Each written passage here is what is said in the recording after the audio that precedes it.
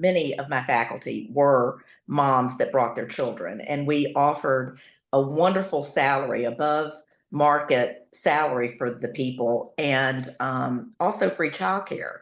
So it was just a wonderful balance. We had such a longevity of that staff because of those two things. The people that came there maybe as empty nesters, they were really such mentors and grandmother type situations with these younger moms that were working there, and could really show all of us, myself included as a young mom, different things about childhood development.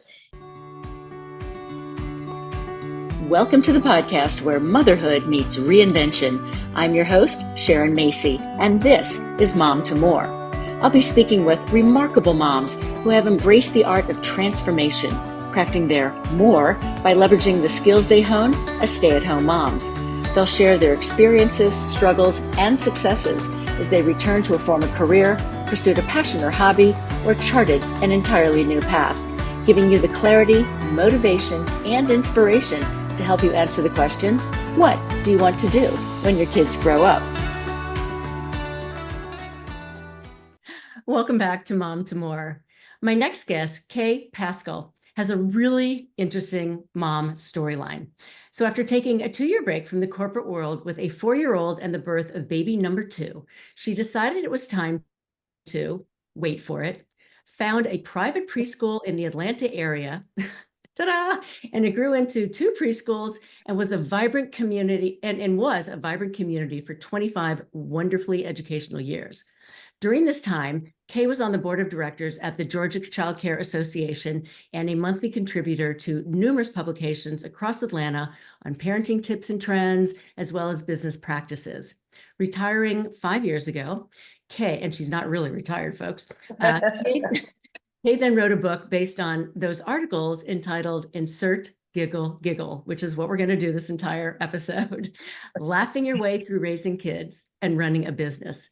Today, she manages a robust cross-country schedule, speaking to women's organizations, mom and parent groups, and leading breakout sessions on various mom, parenting, and business topics at conventions. Kay is an op-ed contributor to the Atlanta Journal-Constitution, and she also hosts the podcast, Kay's Gigglecast. Well, welcome, Kay. I'm glad you're with me. All right, so we have to come clean and just say it's now 45 minutes later than we were originally going to start recording because we have just had one tech issue after another. It was just one of those days, and boy, if I didn't, I've always said I'm an avowed tech boob, but now I really feel like it. Same here. Okay, so we're on the same page there. Anyway, here we go. I start with my essential mom question, and that is, how many kids do you have and where did you raise them? I have 2 boys, Hayden and William, and I raised them. They were both born here in Atlanta, and one still lives in Atlanta, one's in New York City. Nice, nice. So you have a really unique storyline. That's what really attracted me to you. You were a stay-at-home mom with your boys for the first couple of years while you were developing your business plan. You wanted to be with your boys, but you also wanted to work. So how did you come up with the idea and conclusion that you and your husband needed to open a preschool, not having any background in early childhood education? It's like, what could go wrong, right? What possibly could go wrong with this plan? Well, my husband's company was moving us to Singapore, and we decided that was not really what we wanted to do. We were in our young 30s, and it just seemed too adventurous for us at the time, even though that sounds so wonderful now to have maybe taken that leap and have done something like that. But so we didn't. And if you had told my 30-year-old self, me and Steve, we had been married 10 years before we decided to start a family. We were both very entrenched in the corporate culture and enjoying that. And 5 years later, the fact that we had 2 children and the owners of 2 private preschools that we built out of scratch, knowing nothing about running a business or early childhood development, I mean, it would be more believable that we'd be the first couple walking on the moon. I mean, it's just that laughable that we found ourselves in that situation. But what a joy it was for 25 years and being involved with so many moms that were in so many different stages of their motherhood, some coming back to work, after their children maybe going into school, or some older people entering the workforce, being an empty nester, moms bringing their children to my preschool to be with them, like I was with my boys. It was Mhm. just such a wonderful mom centered, and then ultimately parent centered, because then fathers became so much more involved Right. as the years went on. So it was just kind of when the mom to more, when we became acquainted, that topic was just, or that brand was just so right on with me, because when you become a mom, you just become so much more. And you just have to open yourself up to what all those possibilities might be that I would never have saw myself in. True. Thank you for that. And what I thought was really interesting about yours is that, you had this thriving business and you had your boys alongside you, and you were Mhm. raising them in this really unique academic and loving environment, which, sounds like the best of both worlds. Right, right. I mean, at any given time during the day, I could go down the hall and find William. He was 2 years old when we opened, and Hayden was starting kindergarten. So Hayden was in our first after school program. So he got there every day, 2:30, 3 o'clock. Mhm. But I was involved with William all day long. From the time he was 2, he went all the way through our private kindergarten and private first grade. So, there were good and bad things about that, of being with me all those years and growing up with, the teachers that had a lot of access to me to tell me exactly what was going on with him. And Good, bad, and yeah, whatever. yeah, Yeah. there was good and bad mixed in with that. So Kay, as we all know, growth and success don't come easy. So talk to me about the struggles and missteps and mistake that were undoubtedly made, in this process and what you learned from that. Well, I think it was really interesting when we first started the business in 1995, the different climate of parents of those days. I mean, it was no secret to anyone that brought their children to our preschool that I did not have an early childhood degree. We had never done this type of thing before. Mhm. And it was just such a homey type feeling. I mean, people felt like they were actually bringing their child for me to take care of right alongside with my child. And it was a kind of a standing joke all the years that as long as they were behind William, everything was going to be perfect, because I was always going to make the best environment, hire the best teachers because of William. Mhm. So everybody was very, involved in that type of way. And we were just all friends, growing our children at the same time. I was the same age as most of my parents there. I had children the same age. They were all friends. And then as the 25 years progressed, obviously the parents of my school could have been my children. These could have been then my grandchildren. So that partnership with the parents really changed from us kind of making our mistakes alongside each other and growing as moms, to Mhm. me then all of a sudden becoming this expert and this mentor to these young moms as the business grew.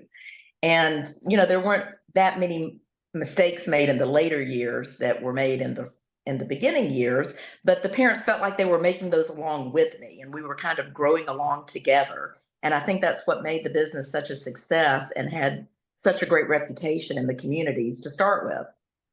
So interesting. I mean, what's really cool is that about your business model, is that you created, a real, like you said, a real extended family, with the people at the preschool.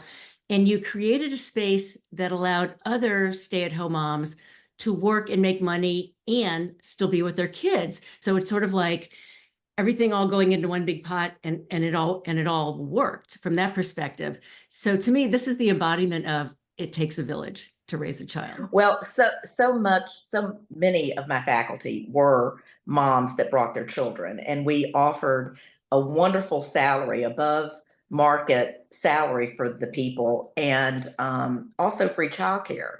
So it was just a wonderful balance. We had such a longevity of that staff because of those two things.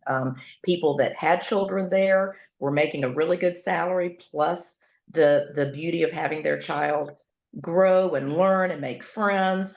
And the people that came there maybe as empty nesters, they were really such mentors and grandmother type situations with these younger moms that were working there, and could really show all of us, myself included as a young mom, different things about childhood development. And I think it just worked in all the different facets, no matter what age of a mom that I had there, including myself. We all just grew together, and the success of the business really depended on the type of faculty that I had there, and people that would come in knowing some of these people were their neighbors. And not only did they feel like they were bringing their child directly to me as the owner, and that they felt like I was going to watch over everything completely, they even had neighbors working there that they were bringing their children to. And things began to change as the years went by, and of course I wasn't the same age as my customers any longer, and so that partnership and that relationship really changed. But in the beginning, that is really what cemented that success of that company, is just the mom centered feeling when you brought the children in there, that you weren't bringing them to some institution or maybe a franchise type situation. It was very personal, from beginning to end. which is wonderful, and what you want, if you want that sort of situation for your kids. And also what's really lovely about that was you had the wisdom and the maturity and the insights of moms from different generations, Yes, from yes. different decades. And so Yeah. everyone was bringing different bits of wisdom, all to the kids and their own unique perspective. So conceptually, it's something that I thought was really fabulous. So congratulations on what you built. So Kay, let's talk about some mom skills, because I know that over all these years you have developed a gazillion. What skills did you hone as a mom that helped you not only run two wildly successful preschools, but what skills did you learn from running these preschools that also helped you raise your boys? Well, it's very interesting because just yesterday I was listening to one of my favorite podcasters, and she had a parenting expert, a PhD, something, Mhm. telling her all about her coaching of young parents on how to, parent. And some of the things I did agree with, and some of the things I thought were so over analyzing. And I think with me, and I don't know if being an older parent, and that's kind of funny now because I was 30 when I had my first child, that's almost young these days. Right. But back in the 1980s, that was like old. I mean, most of my friends had children already, and we were, they might have been in elementary school and we were just having a baby. Mhm. But I just felt very relaxed when I was a mom. Um, and maybe it was because I didn't feel like I knew a lot. And also because when you have a baby, all of a sudden you do become an expert. Like nobody else can do the things that you can with your baby. And so you have this kind of dual feeling of, I don't really know that much, but yet I'm an expert. Right. And I think just kind of relaxing with your children and not over analyzing everything you're doing with your children made me a better mom. And I think made my children not so anxious and kind of stressed. And that really kind of filtered down to the moms that I was coaching, even though that I wasn't an expert. And I think that we all just kind of relaxed and grew into our motherhood and made mistakes. And some of the mistakes are some of the most loving things that my boys remember about me, and that we still laugh as they're in their 30s about me being a mother. And I think that's great. Um, that those are Yeah. the most endearing things about me, some of the mistakes that I made. Right. Right. Well, there's something also just about being real and trying to be, if we're relaxed, our kids are relaxed, and just trying to sort of pass that serenity down. I understand that. I think my kids are a little younger than yours, especially my youngest. And I see that. I see that, in terms of my demeanor and how that reflects and how that makes her feel. So that. Well, when you talk to anyone about birth order, Mhm.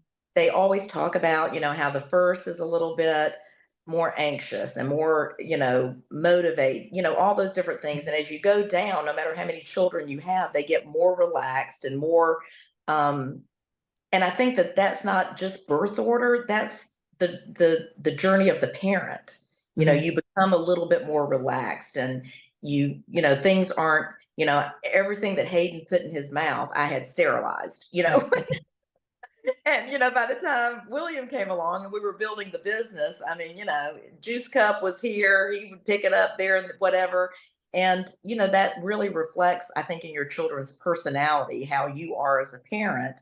And you can't help but be so concerned about doing the right thing with your first child. I used to joke with some of my second time moms when they would go get their 3 or 4 year old out of the classroom. They would all come running up to the infant suite, pick up the infant, and the 4 year old would practically climb into the car seat, loving on this baby.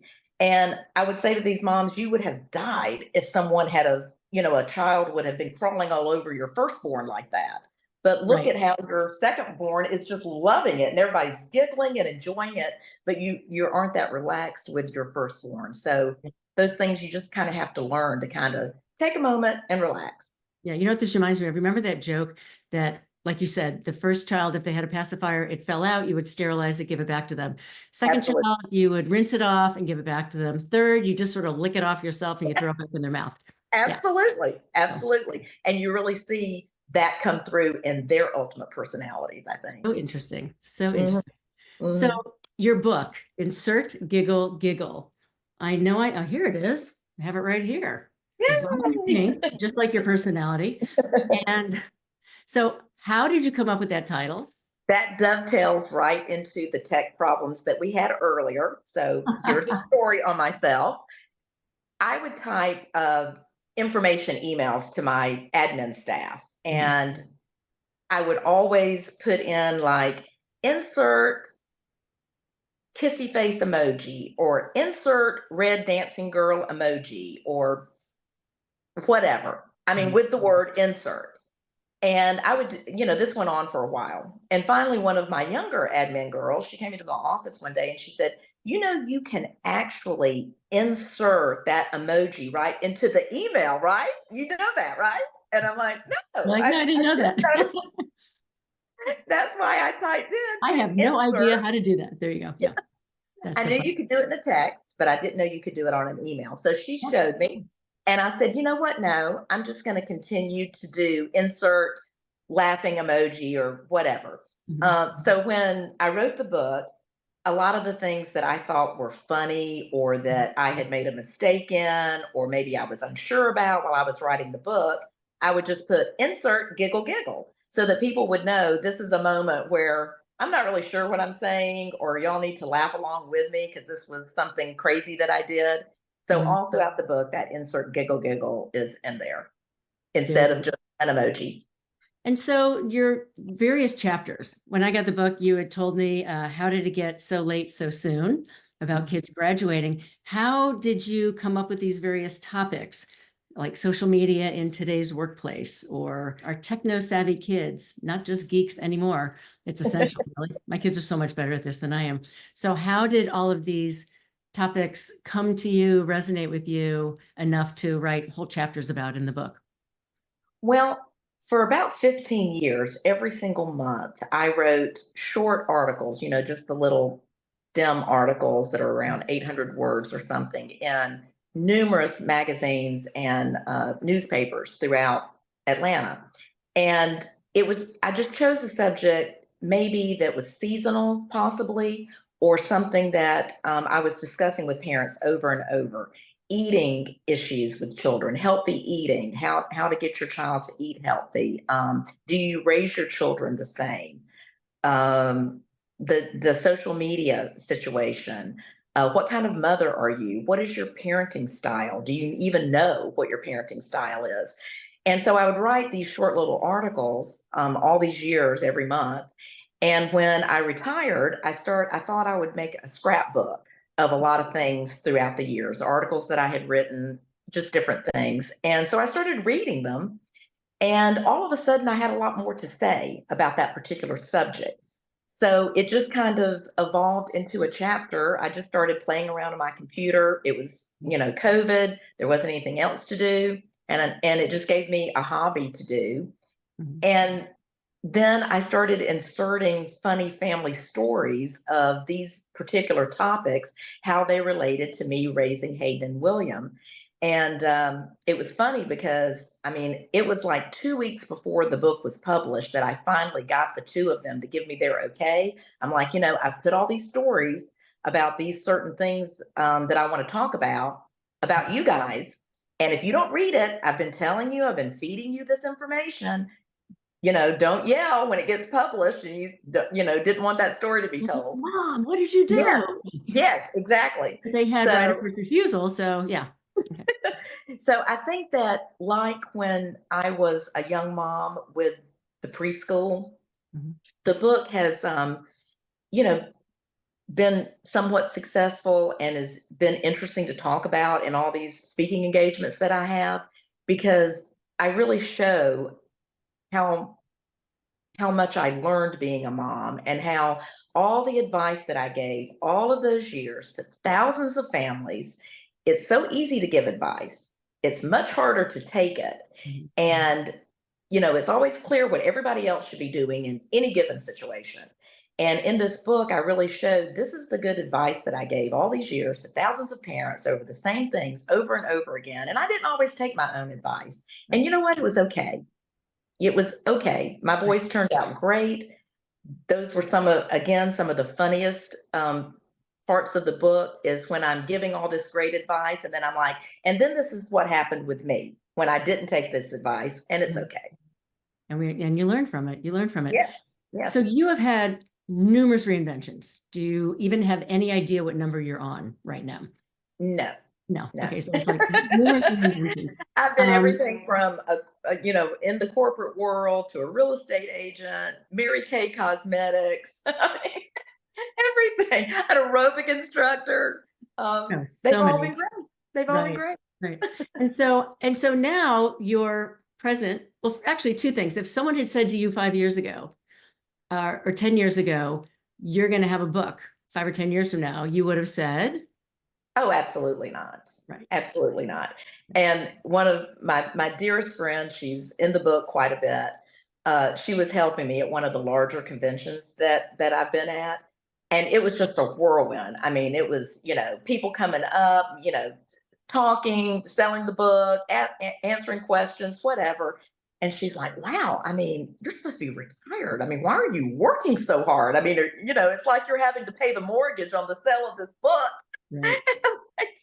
That's just so laughable because But my financially, sense is, well, I'm but my such in a sense big, is what you're doing, you love it, right? yeah, It's who you are, it's your essence.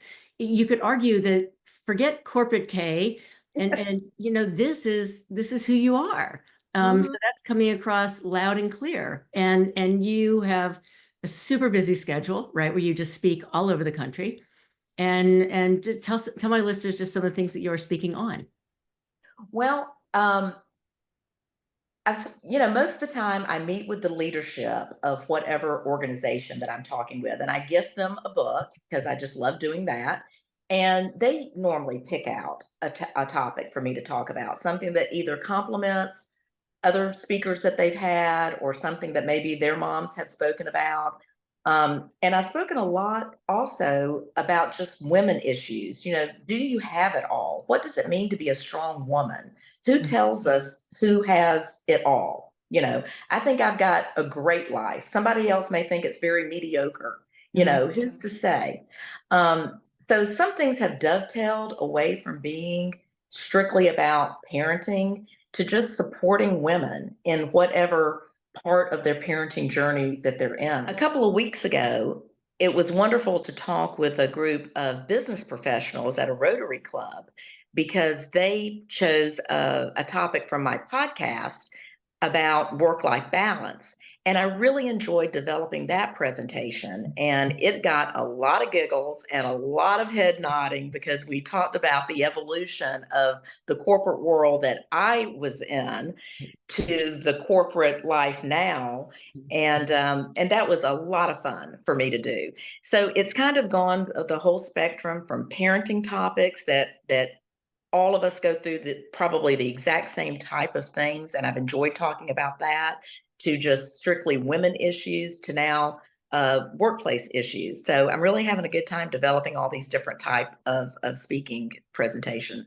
I love that. And you're, I'm sure you have quite a fabulous reputation in that arena. So kudos to you. Hey y'all, time to talk about my sponsor, Ally Shoes. Hands down, the most comfortable shoes I've ever worn. The way they're designed, by women, of course, and engineered with this cushy insole design and perfectly placed padding, I can literally wear these shoes all day, and I cannot say that about other brands that I have worn. But don't take my word for it. Ask InStyle, Business Insider, and CNN, who are saying the same thing. And I'm sharing the love with all of you. Head on over to ally.nyc, where new customers and listeners of the pod will get $40 off your first pair of heels. Classic, kitten, bold block, or sexy slingbacks with special code MOMTOMORE40. And 10% off your first pair of boots and flats, so 10% off of each, with special code MOMTOMORE10. Check out your ally in fashion who are reimagining how comfort and function support women every day. Ally.nyc. So that actually leads me into my next question, which would be, let's talk to the moms who kids are still in school, maybe they're middle school, high school, and they are trying to figure out what are they going to do, as their kids start to grow up. So what is your advice on what they can do now in figuring out what their next chapters are going to be? Well, you know, I'm really not sure because I would never have thought that I was going to be where I am. So I guess the best advice that I would give is if there's a certain hobby or an interest or something you're good at. I mean, for years, I loved running and exercising and doing things like that. So a lot of moms are really interested these days in health and fitness. Maybe that would be something that they could really spiral into something that gives them a sense of purpose, in that arena, because I know that's very important to young people these days. But I just say keep your mind open because you just never know where one thing is going to lead to another. My husband sometimes tells me, "How did you find that out about somebody?" Just communicate. You never know how one thing is going to lead you right into another if you ask questions and just communicate with people. I'm just very interested in people's stories. And that And is another mom skill, right? The ability to communicate, to be open, to be inclusive, and you see where it takes you. What a really unique journey you've had, Kay. So I really have so enjoyed learning about that today. So as we are coming to the end of our time together, I have a question that I ask all of my awesome moms, and that is, Kay Paschal, true mother of reinvention, what is your more? my more, I think, is just staying very connected to other moms, whether it's moms my age, women that are now empty nesters, and we're just enjoying a whole new life. And that's why I directed you to that empty nest chapter because, like most moms, I was very depressed and upset. And what am I going to do now when my last child left the house? Mhm. And wow, the world just opened immensely. And by the time, they both came home from college, that first winter break, my husband and I are looking at each other after a few days going, when are they ever going to leave? You know, so I think that more for moms and for me is just to really stay connected to whatever stage you're in. Don't yearn for the next stage so that you're missing out on the stage that you're in to live fully because that next stage is coming. So you need to enjoy that next stage without having any regrets on the stage before that you missed out on something. Just enjoy every single stage you're in and live that to the fullest because the next stage is coming. And that can be so much more. That is true. That is true. Great ending. Thank you for that. So where can my listeners find you online?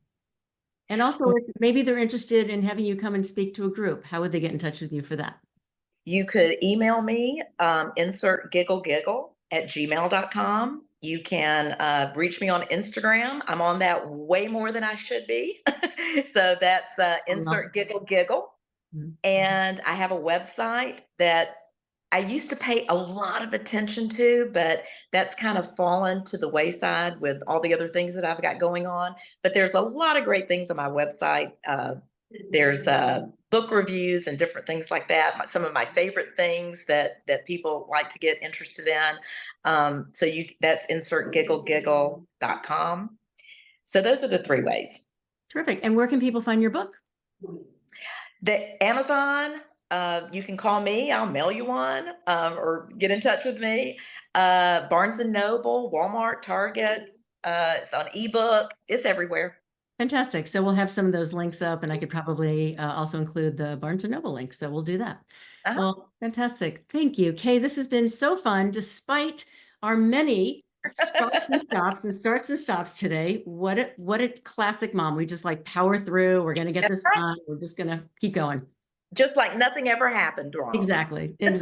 Well, thank you so much for your time and your wisdom and your giggles. This has been so much fun, and I really appreciate you coming on.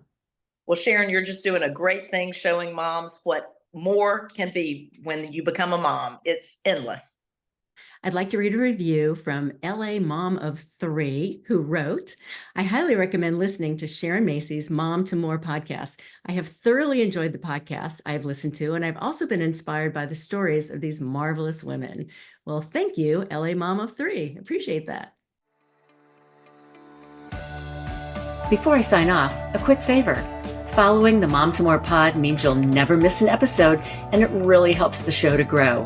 And if you'd be willing to leave a 5-star rating and review and share an episode with another mom, I'd be super grateful and appreciate your support. Thanks for listening, and see you next time.